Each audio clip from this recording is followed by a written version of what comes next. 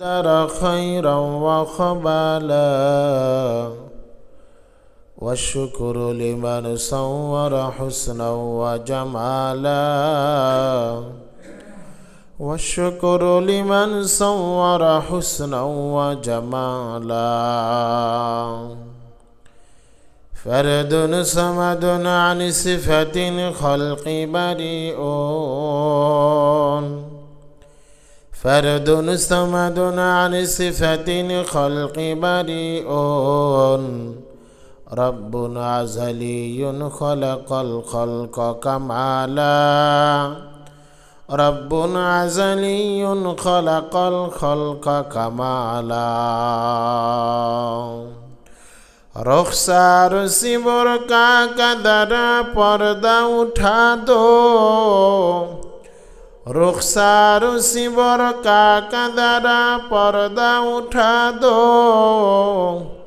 लिल्लाहि मुझे हुस्न खुदा दाद दिखा दो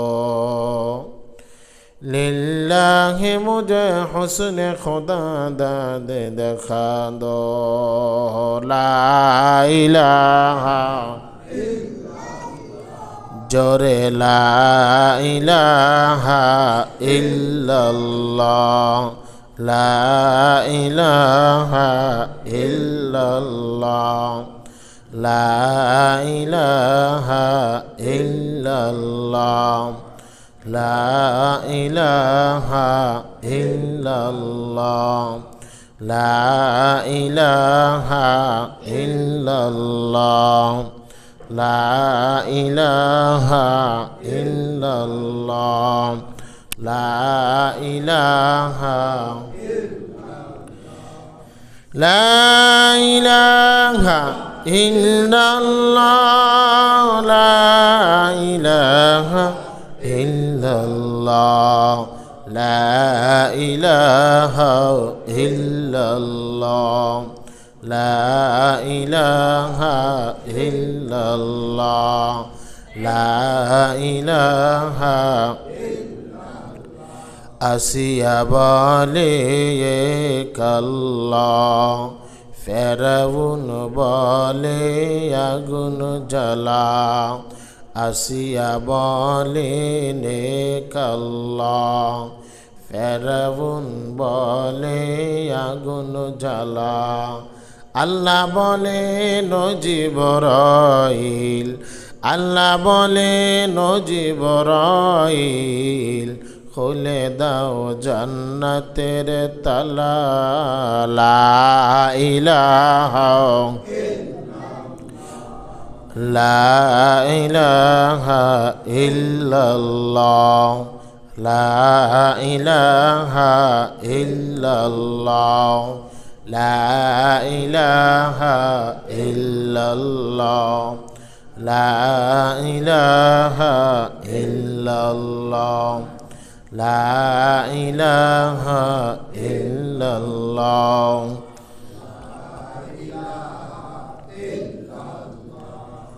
লা ইলাহা ইল্লাল্লাহ লা ইলাহা ইল্লাল্লাহ লা ইলাহা ইল্লাল্লাহ লা ইলাহা ইল্লাল্লাহ লা ইলাহা ইল্লাল্লাহ লা ইলাহা ইল্লাল্লাহ লা ইলাহা ইল্লাল্লাহ লা ইলাহা ইল্লাল্লাহ মুহাম্মাদুর রাসূলুল্লাহ সাল্লাল্লাহু আলাইহি ওয়াসাল্লাম। শুকরিয়া আদায় করি সে মহান রবের দরবারে যে আল্লাহ পাক রব্বুল আলামিন পৃথিবীর সমস্ত কার্যক্রমকে উপেক্ষা করে মহান রবের মহান হুকুম পবিত্র জুমার নামাজ আদায়ের লক্ষ্যে আল্লাহর ঘর মসজিদে জোরমিল মোহাব্বতের সাথে আসবার বসবার মতো তৌফিক এনায়েত করলেন। ঈমানি শক্তিতে বলিয়ান হয়ে সকলেই দিল থেকে কালিমাতুশ শুকর আদায় করি। সকলে বলুন আলহামদুলিল্লাহ।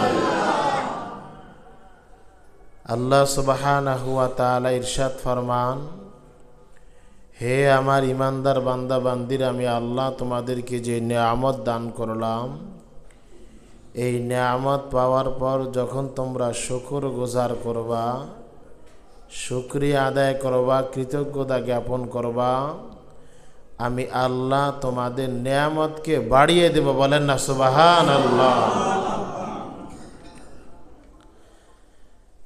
আর যদি তোমরা নেয়ামত পাওয়ার পরে শুকরিয়া আদায় না করিয়া অকৃতজ্ঞতা জ্ঞাপন করো, আমি মহান রবের সাথে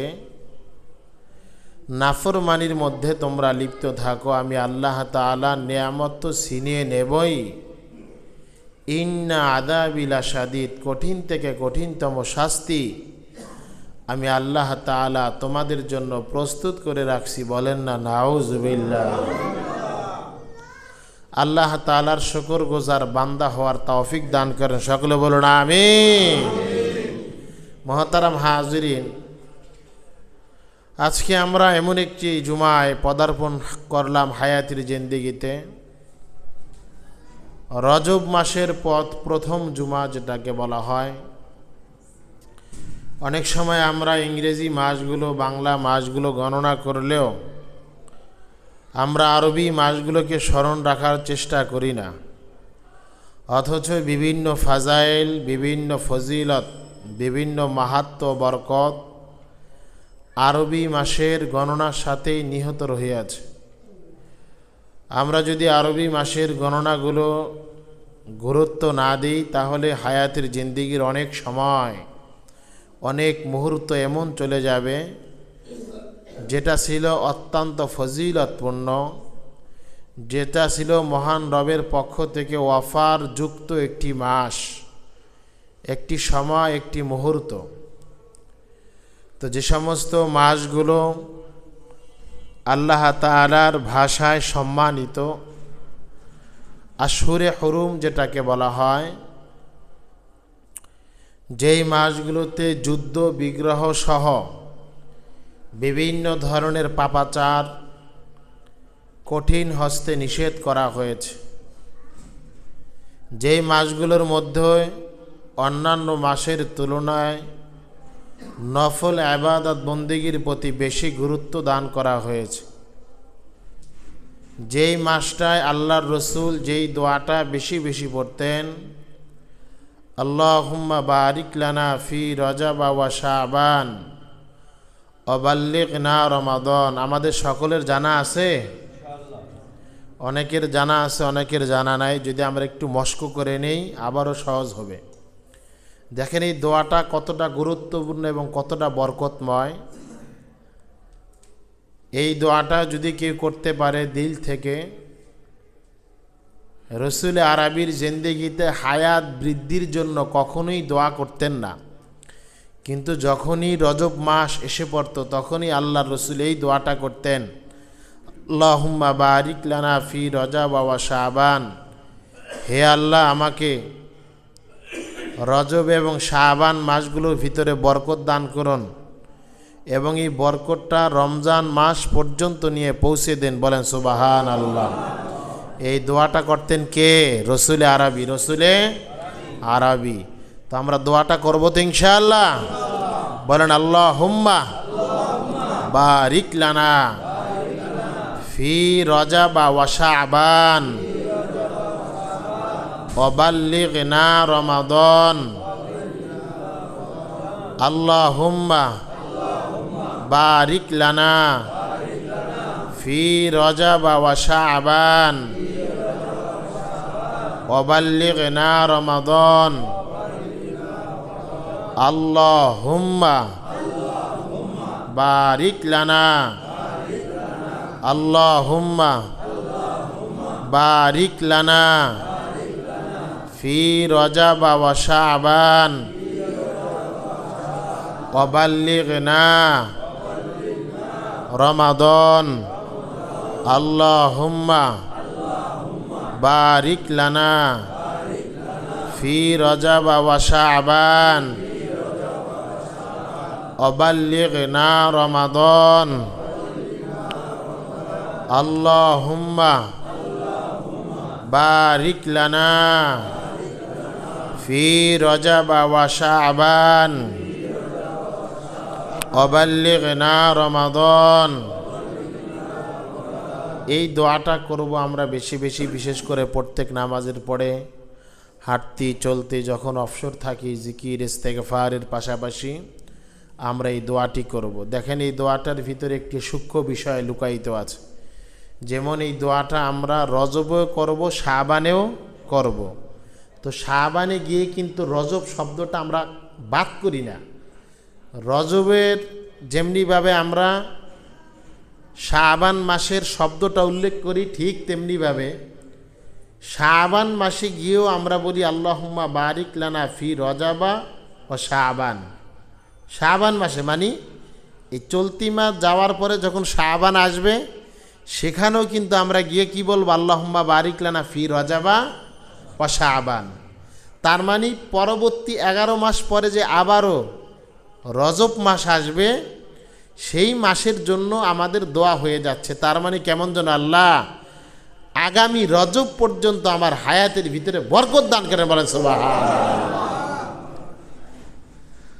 আল্লাহুম্মা বারিক লানা ফি রজবা ওয়া শাবান ওয়া বাল্লিগনা রমাদান। আল্লাহর নবী সরকার দো আলম পয়গম্বর আরবি যখন রজব মাস আসতেন, আল্লাহর রাসূলের সাহাবায়ে কেরামদের ভিতরে আমলের জন্য অন্যরকম একটা ভাব তাদের ভিতরে তৈয়ার হয়ে যাইত। এরে পর্দার অন্তরালের মা যুবক, একটি মোমবাতি যেমনিভাবে আগুন লাগানোর পর থেকে গলতে গলতে গলতে গলতে মোমটা শেষ হয়ে যায়, ঠিক তেমনিভাবে আপনার আমার হায়াতের জিন্দেগির প্রতিটা মুহূর্ত, প্রতিটা সেকেন্ড, প্রতিটা সময় আপনার আমার হায়াতের জিন্দেগির ডায়েরি থেকে চলে যাচ্ছে, কমে যাচ্ছে। কেমন যেন আপনার আমার হায়াতের জিন্দেগিটা কবরের জগতের দিকে আমরা এগিয়ে যাচ্ছি, ধেয়ে যাচ্ছি। বাবাজি, এমনটা ভাবার কোনো অবকাশ নাই। মনে হয় আমার হায়াতটা বেড়ে যাচ্ছে। না না, দুনিয়ার হায়াতের জিন্দেগিতে যখন আমরা পদার্পণ করলাম মায়ের গর্ভ থেকে, মায়ের গর্ভ থেকে যেদিন আমরা দুনিয়াতে পদার্পণ করলাম, ওই দিন থেকে, ওই সেকেন্ড, ওই মুহূর্তটা থেকে আপনার আমার হায়াতের জিন্দেগিটা কমে যাচ্ছে। কেমন যেন আমরা কবরের দিকে ধাবিত হচ্ছি। আমরা আখিরাতের চিরস্থায়ী জগতের জন্য আমরা প্রস্তুতি নিচ্ছি। এই কথা বলিয়া নিজেকে নিজে ধোঁকা দেওয়ার কোনো মানে হয় না। মনে হয় হায়াতের জিন্দেগিটা যৌবনের দিকে পদার্পণ করতেছি, মনে হয় আমি আমার জিন্দেগিটা আরও বেশি পরিমাণ হায়াতের জিন্দেগিতে পদার্পণ করি। না না, বরং প্রতিটা মুহূর্ত, প্রতিটা সেকেন্ড মোমবাতি যেমনিভাবে গলে যায়, ঠিক তেমনিভাবে হায়াতের জিন্দেগি থেকে সময়টাও চলে যাচ্ছে। এই সময়টাকে কাজে লাগায়া যদি আমরা আখিরাতের জন্য সামানা জোগাড় করতে পারি, আখিরাতের জন্য যদি আমরা প্রস্তুতি নিতে পারি, তাহলে এটা হবে আপনার আমার হায়াতের জিন্দেগি সার্থকতা, এটা হবে আপনার আমার হায়াতের জিন্দেগি সফলতা। মুফাসসিরিনে কেরামগণ বলেন, রমজানের পূর্বে যেই 2টা মাস, চলতি রজব মাস এবং রজব মাসের পর যেটা আসবে শাবান মাস, এবং পরবর্তীতে যেই মাস আসবে রমাদান মাস, মুফাসসিরিনে কেরামগণ বলেন এই রজব মাসটা কেমন যেন মানুষের দুনিয়ার হায়াতের জিন্দেগির বীজ বপন করার মতো। এই রজব মাসটা হচ্ছে বীজ বপন করার মতো। এবং রমজানের আগের যে মাসটা শাবান মাস, ওই মাসটাকে মুফাসসিরিনে কেরামগণের ভাষায় বলা হয় ওই মাসটা কেমন যেন তদারকি করার মাস, পানি সঞ্চয় করার মাস, ফসল ফলাদি থেকে আগাছাগুলোকে কর্তন করার মাস, কেমন যেন সমস্ত আবর্জনা থেকে ফসলি জমিটাকে মুক্ত করার মাস। পরবর্তী রমজান মাসটা কেমন যেন আপনার আমার ফসলগুলো কেটে ওই ফলগুলোকে আলাদা করে বাসায় এনে রাখার মাস। এই জন্য মুফাসসিরিনে কেরামগণ বলেন, এই যে চলতি রজব মাসটা, এই মাসটার ভিতরে নিজেকে কিছুটা গঠন করে নাও যে এই মাসটার পরের যে মাসটা, পরের মাসে আমাদের রমজান আমাদেরকে আমাদের নিকট সাক্ষাৎকার দেবে পবিত্র মাহে রমজান। কেমন হবে আমার মাহে রমজানের রুটিনগুলো, কি হবে আমার টার্গেটগুলো, কতটুকু মহান রবের পক্ষ থেকে রহমত মাগফিরাত নাজাতগুলো আমি নিতে পারবো, এই বিষয়গুলোকে এখন থেকে চিন্তা করা, এই বিষয়গুলোকে এখন থেকে ফিকির করা যে আমার আল্লাহ যেহেতু আমাকে পবিত্র এই রজব মাস পর্যন্ত হায়াতে বরকত দান করে আমাকে এতটুকু পর্যন্ত পৌঁছে দিলেন, এখন থেকে আমি নিজেকে এমনভাবে প্রস্তুতি করব, আমি আমার মনটাকে বুঝাইব, ওরে মন, মাহে রমজান আর আগামী বছর পরে, এরপরে তুমি পাবা কি পাবা না এর কোনো গ্যারান্টি পৃথিবীর কোনো মানুষ দিতে পারবে না। সুতরাং এখন থেকেই মনটাকে বুঝায়া, মনটাকে সমঝায়া এমনভাবে গঠন করে নাও, পবিত্র মাকে রমজান আসবি, রমজান মাস আসার পরে আমার মাধ্যমে যাতে করে কোনো মানুষের কষ্টদায়ক কোনো কাজ না হয়, মহান রব নারাজ হয়ে যান এমন কোনো কাজ যাতে করে না হয়, এই জন্য আগে থেকেই নিজের নফসকে বোঝানো, নিজের দিলকে বুঝানো যে একটা বছর অতিক্রম হওয়ার পরে মাহে রমজান আসলো, এই মাহে রমজানের কদরদানি আমার দ্বারা যাতে করে ভালো হয়, আমার থেকে যাতে করে কোনো ঘাটতি না হয়ে যায়। এই জন্য আমি আমার যুবক বন্ধুদেরকে বলবো, পর্দার অন্তরালের মা বোনদেরকে বলবো, এই রজব মাসে নিজেকে সাজায় নাও, কোরআন এবং সুন্নাহর রং দ্বারা সাজাইবার চেষ্টা কর। অনেক সময় এই ফজরের রজনীগুলোতে যখন আমরা ঘুমায় যাই, আর এই ফজরের রজনীতে যখন আমরা ঘুমাই, ফজরের আজান কানে আসার পর অনেক আল্লাহর বান্দারা আছে ঘুমের জগতের ভিতরে এতটা গভীরের মধ্যে তারা নিমজ্জিত থাকে, এই কান দ্বারা আজান শ্রবণ করার পরেও সে মসজিদ পানে ছুটে আসতে পারে না, অথচ বাসায় গরম পানির ব্যবস্থা আছে, এমন কোনো আইটেম নাই যেটার ব্যবস্থা নাই, পর্যাপ্ত পরিমাণ পোশাক পরিচ্ছদ থাকার পরেও আমরা মসজিদ পানে ছুটে আসতে চাই না, আমরা মসজিদে এসে মহান রবের কদমে সেজদা দিতে পারি না।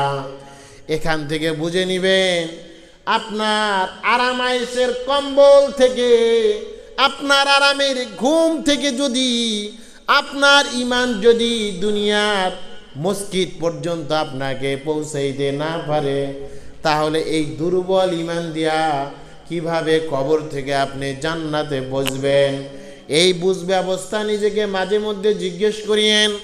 আপনার ইমান যদি আপনাকে এতটুকু বুঝ দেয়, দুনিয়ার মশায় আপনাকে কামড় দেয়, এই মশার কামড়ের ভয় আপনার আমার দিলের মধ্যে আছে, যার কারণে আমরা মশারি টানাই, বিভিন্ন স্প্রে আমরা ব্যবস্থা করি, অথচ মশার কামড়ের ভয় আমরা মশারি টানাই, স্প্রে ব্যবহার করি, বিভিন্ন ব্যবস্থা নেই, অথচ আমরা জাহান্নামের ভয়ে, আল্লাহর তাকওয়ার ভয়ে আমরা মসজিদে আসতে পারি না।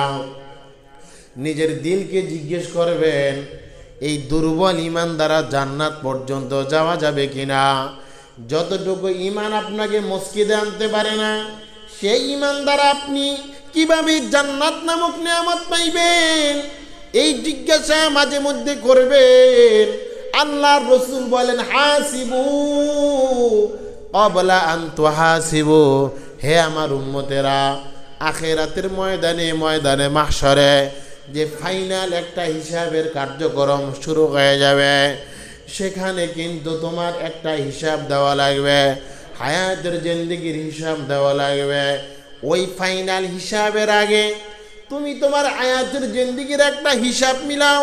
কি পরিমাণ নেকের কাজ করছো, কি পরিমাণ সওয়াবের কাজ করছো, কি পরিমাণ ভালো কাজ তোমার মাধ্যমে এই সমাজের মানুষগুলো উপকার পাইল, কি পরিমাণ নেকের কাজ তুমি করলা, যেই নেকের কাজের মাধ্যমে তুমি তোমার মনটাকে এতটুকু সান্ত্বনা দিতে পারো।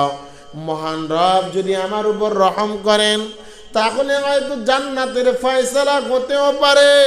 এখন যদি আমার হাতের দিকে তাকাইলে দেখি গুনাহ, পায়ের দিকে তাকাইলেও দেখি বেশিরভাগ সময়টা গুনার দিকে কাটাইলাম, দিলের দিকে যদি লক্ষ্য করি তাহলে আমার দিলটা সাক্ষী দেয় না না, এই দিলটা অধিকাংশ সময় আমি গুনার বিষয়গুলো ভাবনা করলাম, অধিকাংশ সময় আমি আমার মন দ্বারা বেগানা নারীর দিকে আমি ভাবনাটাকে ভেবে আমি সময়টা অতিক্রম করলাম।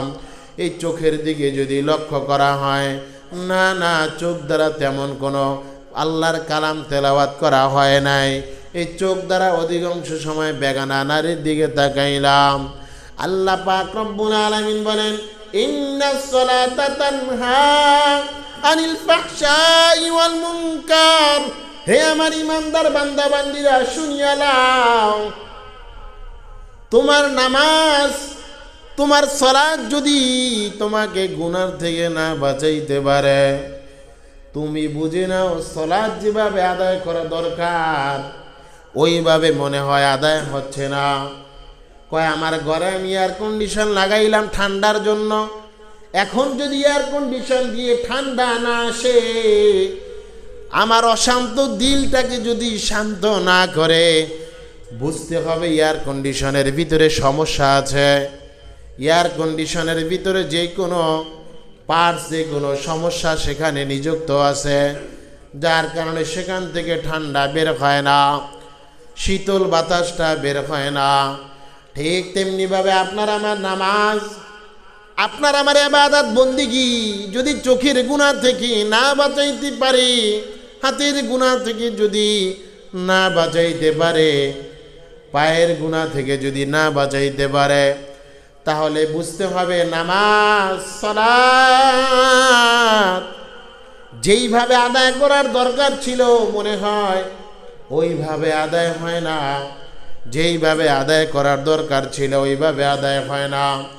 নামাজের সূরা কেরাতগুলো যেইভাবে সহি শুদ্ধভাবে পড়ার দরকার ছিল আমার মনে হয় সেইভাবে পড়া হয় না। দুনিয়ার জিন্দেগিতে অসুস্থ হইলে দুনিয়ার ডাক্তারের শরণাপন্ন হই, এক দেশে যদি আমার চিকিৎসা না হয় আমি অন্য দেশে শরণাপন্ন হই, কারণ আমার দিলের ভিতরে একটাই চাহিদা, একটাই চাওনা, একটাই পাওনা, আমাকে সুস্থ হতে হবে। বাংলার জমিনের কোনো ডাক্তার দিয়া যদি সুস্থ না হয়, প্রয়োজনে বহির্বিশ্বের চিকিৎসকদের পরামর্শ নেব, তারপরে হলো আমি সুস্থ হতে হবে, আমাকে সুস্থতার নেয়ামত উপভোগ করতে হবে। এটা দুনিয়ার অসুস্থতা আপনি বুঝলেন, যার কারণে আপনি ট্রিটমেন্ট নিলেন, কিন্তু বাবা অন্তরের সমস্যা, কলবের সমস্যা, অন্তরের রোগ সম্পর্কে আপনি জানেন না, বুঝেন না, যার কারণে ট্রিটমেন্ট আপনি নিতে চান না। দুনিয়ার হাত পা যদি কেটে যায়, রক্ত বের হয়, এটা আপনি চোখ দ্বারা দেখেন, যার কারণে ব্যান্ডেজ করে নেন, কিন্তু অন্তরের ভিতরে অনেকগুলো রোগ আপনার জমা আছে, যে রোগগুলো থাকার কারণে আপনার চোখটা বেহুদা পথে চলে, আপনার হাতটা অনর্থক পথে চলে, আপনার পকেটে টাকাগুলো গুনার কাজে খরচ হয়। যদি আপনার অন্তরের রোগগুলো যদি আপনি ধরিয়া সঠিকভাবে যদি চিকিৎসা করিয়া পরিষ্কার করে নিতে পারেন, অন্তরের ময়লাগুলোকে যদি আপনার আমি দূর করতে পারি, তাহলে দেখবেন চোখ দ্বারা গুনাহ হবে না, হাত দ্বারা গুনাহ হবে না, পা দ্বারা গুনাহ হবে না। আল্লাহর রাসূল বলেন, আলা ইন্না ফিল জাসাদি মুযগা। বুখারী এবং মুসলিমের রাওয়ায়াত। পয়গম্বর আরবি বলেন, আলা ইন্না ফিল জাসাদি মুযগা ইযা সালুহাত সালুহাল জাসাদু কুল্লু ওয়া ইযা ফাসাদাত ফাসাদাল জাসাদু কুল্লু। হে আমার উম্মতেরা শোনো, তোমাদের প্রতিটি মানুষের ভিতরে একটা গোশতের টুকরা আছে। এই গোশতের টুকরাটা যখন ভালো থাকে, সুস্থ থাকে, তখন কেমন যেন তোমার পুরোটা দেহই সুস্থতার নেয়ামতে আছে। ওই গোশতের টুকরাটা যখন ভালো থাকে, তখন তোমার হাত ভালো থাকে।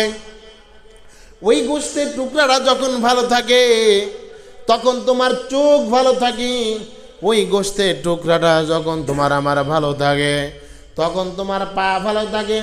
গোশতের টুকরাটা যখন কালি দ্বারা কালো হয়ে যায়, গোশতের টুকরাটা যখন হাতের গুনার মাধ্যমে যখন সেটার প্রতি একটা প্রভাব পড়িয়া যায়, কয় গোশতের টুকরার উপর যখন গুনাহ করতে করতে বিভিন্ন কালো কালি পড়িয়া যায়, কয় গোশতের টুকরার উপর যখন বিভিন্ন ধরনের ক্যান্সারের মতন যখন রোগ হয়ে যায়, তখন কেমন যেন আপনার পুরাটা দেহই অসুস্থ।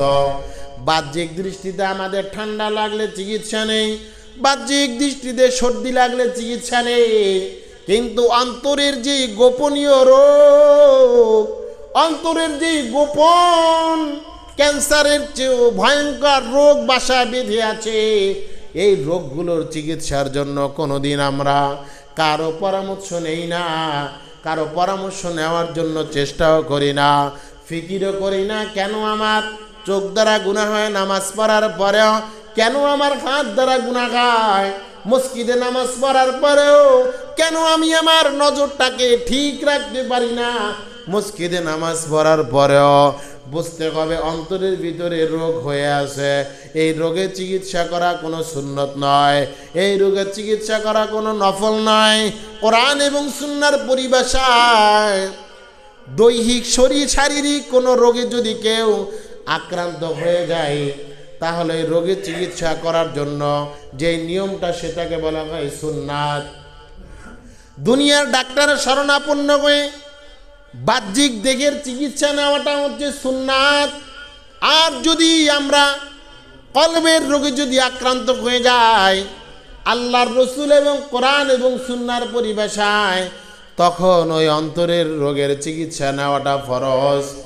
এই জন্য দুনিয়ার রোগে যদি আক্রান্ত হয়ে কেউ টাকার বদৌলতে, টাকা না থাকায়, অর্থ না থাকায়, ভালো চিকিৎসা না থাকায় যদি আমরা দুনিয়া থেকে অপারে চলে যাই, কবরের জগতে চলে যাই, এর জন্য রবের দরবারে বলতে হবে না, হ্যাঁ আব্দুল্লাহ কেন তুমি তোমার দেহের চিকিৎসা করলা না। এটার জন্য কোনো বিচারে কাঠগড়া দাঁড়াইতে হবে না। দুনিয়ার অর্থ ছিল না, চিকিৎসাও ছিল না, দুনিয়ার কোনো ব্যবস্থা ছিল না, চিকিৎসা করি নাই, অন্ধকার কবরের বাসিন্দা হয়ে গেলাম। কিন্তু বাবা, অন্তরের রোগ নিয়ে যদি কবরের জগতে যাওয়া হয়, যেই অন্তরের রোগের মাধ্যমে চোখ দ্বারা জিনা করছো, যে অন্তরের রোগ দ্বারা তুমি তোমার হাত দ্বারা জিনা করছো, যে অন্তরের রোগ দ্বারা তুমি তোমার অন্তর দ্বারা জিনা করছো, এই রোগ নিয়ে যদি কবরের জগতে যাওয়া হয়, ময়দানে মাহশরে যদি ওঠা হয়, তাহলে অবশ্যই মাওলার দরবারে, আল্লাহর দরবারে, মালিকের দরবারে, হিসাবের দরবারে, বিচারের কাঠগড়ায় দাঁড়াইয়া, সঠিক বিচারের কাঠগড়ায় দাঁড়াইয়া সঠিক জবাব দেওয়ার আগ পর্যন্ত হাদিস শরীফের ভাষায় চুল পরিমাণ সময়, চুল পরিমাণ আপনাকে নড়তে দেওয়া হবে না, চুল পরিমাণ আপনাকে সামনে আগাইতে দেওয়া হবে না। হিসাব দাও বান্দা, আমি আল্লাহ তোমাকে বিবেক দিয়েছিলাম, আমি আল্লাহ তোমাকে ধন দৌলত দিয়েছিলাম, আমি আল্লাহ তোমাকে একটা মস্তিষ্ক দান করেছিলাম, এই মস্তিষ্ক তুমি কোন কাজে লাগাইলা? আমি আল্লাহ তোমাকে শক্তি দিলাম, কোন কাজে লাগাইলা? আমি আল্লাহ অর্থ দিলাম, কোন কাজে ব্যয় করলা? এই বিষয়গুলো সম্পর্কে আরশের মালিক আল্লাহ আপনাকে আমাকে পরিপূর্ণ জিজ্ঞেস করা হবে। বাবা, আজকে আমরা হাত দ্বারা গুনাহ করার পরেও আপনার আমার দিলের ভিতরে আফসোস জাগে না, চোখ দ্বারা গুনাহ করার পরেও দিলের ভিতরে একটু আফসোস জাগে না, আপনার অন্য অঙ্গ প্রত্যঙ্গের দ্বারা গুনাহ করার কোনো আফসোস জাগে না। অথচ আল্লাহর রাসূলের সাহাবী হযরত ওমর ফারুক রাদিয়াল্লাহু তাআলা আনহু, যে সাহাবী সম্পর্কে আল্লাহর রাসূল বলেন লাউ কানা বাদি নাবিয়্যান লাকানা ওমর, আল্লাহর রাসূল বলেন সাহাবারা শোনো, আমি রাসূলের পরই যদি আল্লাহ পাক কাউকে দুনিয়াতে নবী হতে পাঠাইতেন, আমি রাসূলের পরে আল্লাহ পাক অন্য কাউকে যদি রাসূল রূপে পাঠাইতেন, তাহলে আমার সাহাবী হযরত ওমরের দিকে তাকায় দেখো, আমার পরে যদি আল্লাহ কাউকে বানাইতেন, তাহলে আল্লাহ পাক হযরত ওমরকে দুনিয়াতে নবী রাসূল বানায় পাঠাইতেন। বলেন সুবহানাল্লাহ। যে ওমরকে আল্লাহ পাক জান্নাতের সার্টিফিকেট দুনিয়াতেই দিলেন, ওই ওমর জান্নাতের সার্টিফিকেট পাওয়ার পরেও পবিত্র মাঘে রমজান যখন চলে যায়, যখন চাঁদনী রজনী চলতেছে, সকল সাহাবায়ে কেরামগণ পরিবার নিয়ে ব্যস্ত, আগামীকাল ঈদের জামাত পড়বে, সবাই সবারটা নিয়ে ব্যস্ত। কিন্তু হযরত ওমর ফারুক মসজিদে নববীর কোনায় বসে বসে বসে কান্না করে। হযরত ওমর ফারুককে হযরত আবু বকর জিজ্ঞেস করলেন, ভাই ওমর, কি ব্যাপার, এইভাবে কেন তুমি ফুফায় ফুফায় কান্না করো বলো? হযরত ওমর ডাক দিয়া বলে, আমার দিলের মধ্যে বড় ভয় হয়। কয়, কেন তোমার দিলের মধ্যে ভয় হয় ওমর? ওমর ডাক দিয়া বলে, আমার দিলের মধ্যে ভয় হয় যে আল্লাহ পবিত্র মাঘে রমজানের রোজা রাখার সুযোগ করে দিলেন, ওই আল্লাহ পাক যদি আমার রমজানের রোজাগুলো কবুল না করেন, যে আল্লাহ পাক তারাবির নামাজ জামাত আদায় করার সুযোগ করে দিলেন, ওই আল্লাহ যদি আমার তারাবির নামাজের তেলাওয়াতগুলো কবুল না করেন, যে আল্লাহ আমাকে সাহারি খাওয়ার মতো সুযোগ করে দিলেন, ওই আল্লাহ যদি আমার সাহারির ইবাদতটা কবুল না করেন, যে আল্লাহ আমাকে ইফতার করার সুযোগ করে দিলেন, ওই আল্লাহ যদি আমার ইফতারির ইবাদতটা কবুল না করেন, যে আল্লাহ আমাকে জান্নাতের সার্টিফিকেট দিয়েছেন, ওই আল্লাহ যদি আমার থেকে জান্নাতের সার্টিফিকেট যদি কর্তন করা দেয়, আমি ওমরের জন্য কিছুই করার থাকবে না। কি এক অবস্থা ছিল সাহাবায়ে কেরামগণদের। আজকে রজব মাস চলতেছে, আমরা প্রতিজ্ঞাবদ্ধ হইব এই রজব এবং শাবানে বেশি বেশি আমরা নফল নামাজ পড়ার চেষ্টা করব, মাঝে মধ্যে আমরা নফল রোজা রাখার চেষ্টা করব। কারণ এই রজব এবং শাবানে যদি মাঝে মধ্যে 2-4টা রোজা রাখার অভ্যাস যদি আমরা করে নেই, তাহলে রমজানে আপনার আমার জন্য কষ্ট হবে না। এই জন্য আমাদের খেয়াল থাকবে, রজব এবং শাবানে আমরা বেশি বেশি নফল ইবাদত করব। বেশি বেশি নফল ইবাদত যখন আমরা এই 2টা মাসে করব, তখন আপনার আমার জন্য রমজানে গিয়ে কোনো কষ্ট হবে না। অনেকে আছে আমরা অনাহারে থাকাটা কষ্টকর হয়ে যায়। যখন আমরা প্রস্তুতি নিব, ট্রেনিং দিয়ে নেব, এই 2টা মাসে মাঝে মধ্যে সপ্তাহে 2টা 1টা আমরা যখন সপ্তাহে 2টা 1টা রোজা রাখার অভ্যস্ত হয়ে যাব, তখন রমজানে গিয়ে আমার ক্লান্তিটা ফিরে আসবে না। যেই পরিমাণ কষ্ট হওয়ার কথা ছিল সেই পরিমাণ কষ্ট অনুভব হবে না। এজন্যই মুফাসসিরিন ইকরামগণ বলেন, এই রজব মাস হচ্ছে বীজ বপন করার মাস, আর শাবান মাসটা হচ্ছে পানি সঞ্চয় করার মাস, দেখাশোনা করার মাস, ফসল ফলাদির আগাছাগুলোকে পরিষ্কার করার মাস। আর রমজান মাস কেমন যেন ফসলের ফলগুলোকে কর্তন করে বাসায় নিয়ে আসার মাস। এই জন্য মুহতারাম হাজরিন, আমরা এই বিষয়গুলো অত্যন্ত গুরুত্ব সহকারে আমরা খেয়াল রাখার চেষ্টা করব, যাতে করে এই রজব মাসে আপনার আমার মাধ্যমে কোনো ধরনের অপরাধ, সেটা হতে পারে সামাজিক, সেটা হতে পারে পারিবারিক, সেটা হতে পারে নিজের নফসের উপর। অনেক সময় আমরা অপরাধ মনে করি, একজনকে একটা থাপ্পড় মারলাম, আর একজনের উপর আমি অপরাধ করলাম, আমি একজনের ধন সম্পদ লুণ্ঠন করলাম, আর একজনের হক নষ্ট করলাম, মনে হয় এটাই আমি অপরাধ করলাম। না না, আমরা অনেক সময় নিজেই নিজের উপর অপরাধ করি, হাজারো অপরাধ করি। যে অপরাধগুলো আমরা খবর রাখি না, যে গুনাহগুলো আমরা খবর রাখি না, নিজেকে আল্লাহ এবং রসুলের পথে পরিচালিত না করা, এটা আপনি নিজেই নিজের উপর অপরাধ করলেন।